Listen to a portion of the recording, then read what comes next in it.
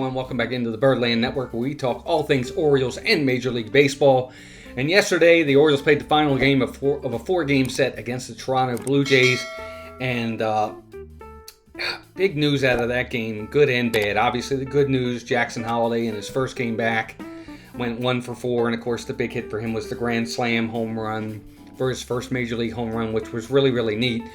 But it's the at-bat just before his that I want to talk about that I think is going to have some really major repercussions to this team. The at-bat before that, Jordan Westburg came to the plate, and I think it was like a 2-2 pitch or a 3-2 pitch. He was hit on the hand. It was the backhand. He was hit right about in this area on the hand, and obviously he took his base at first base. He stayed in the game initially, which looked good at first. And, of course, he rounded the bases on the grand slam by Jackson Holliday with the next at-bat. But right after that, he did not come back out onto the field. He was replaced by Ramon Arias at third base. And after the game, it was found that he has a fractured hand. So Jordan Westburg is going to be missing significant time for the Orioles this year now as he mends his hand. And it's his throwing arm as well, his throwing hand, so there's not much they can do there. Obviously, he can't hit. So this is a big, big loss for the Orioles. This is a tough one, man. I mean, you got to look at just how important Jordan Westburg has become to this team. First and foremost, he's an all-star this year and well-deserved.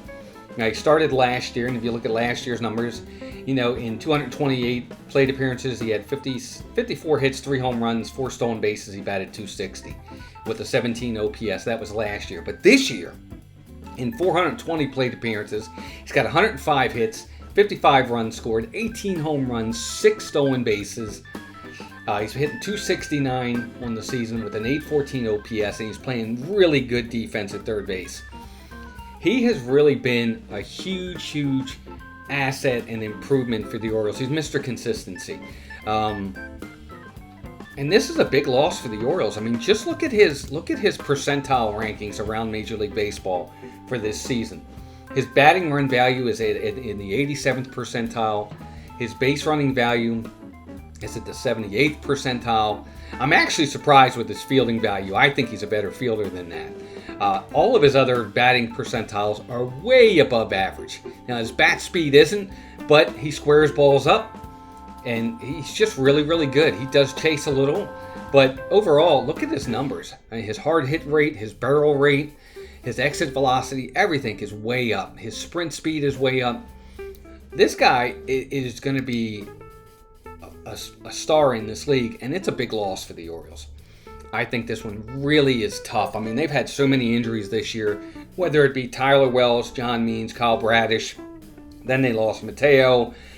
James McCann gets hit in the face. He's probably going to go on the injured list as well because he's got a fractured nose. I would assume he'll probably go on the injured list. Now, Mateo and McCann, they're not big losses production-wise, but they are still losses to this team. But this one really hurts. This one is like Kyle Bradish hurts. When the Orioles lost Bradish in the rotation, that was a big loss for them.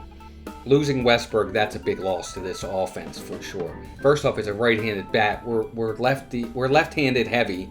He's a big-time right-handed bat. So, how do you replace him? Well, they're going to replace him with Livan Soto. This one was a head-scratcher to me.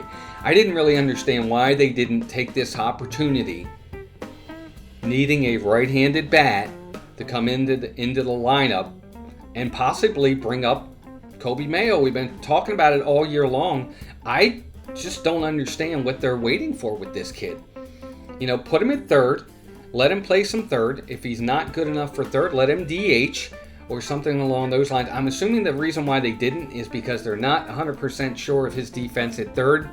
And now they have Eloy Jimenez, who's going to primarily hit as the right-handed DH against lefties. Maybe that's the only reason why Mayo didn't get the call up. I'm surprised. I thought he should have got the call. Just my opinion. I thought he should have got the call and they should have given him a look. And maybe they still will. Maybe they will. Maybe they'll make that decision. But I think it's a head scratcher. I don't know what they're waiting for with Coby Mayo. Everybody else has gotten their opportunity pretty much. This guy, who's been the most productive out of probably all of them, has yet to get the call, and I'm just really surprised.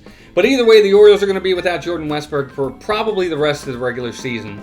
Maybe late September he gets back, maybe. So that's fingers crossed that that's what happens, so we can get that production back into this lineup every day. But stunning and really bad news. I saw the hit, and when he stayed in the game, I thought maybe he was going to be okay. And then the minute he came out of the game and didn't come back out for the defense, I was like, that's not good news. And then they broke the news. So Jordan Westburg, he's gone for a good portion of the rest of the remainder of the season, probably for the rest of the season as well. But hopefully we get him back for some playoff run if the Orioles are fortunate enough to make the playoffs. But I want to hear from you guys. What do you think? How big of a deal is this to the Orioles lineup? Does it really hurt their chances moving forward, or are they going to be able to just keep going, with the offense and moving towards a playoff position? I want to hear from you guys. If you are new here, please consider subscribing to the channel and also give us a thumbs up. It definitely helps the video. But there you go, guys. Jordan Westburg, broken hand, throwing hand. He'll be out for the majority, if not the rest of the regular season. Bad news for the O's, but hopefully they'll be able to just do the next man up and move forward with this. But thanks for joining me. Appreciate y'all being here. Keep rooting for the O's and take care of yourselves and each other. Bye, gang.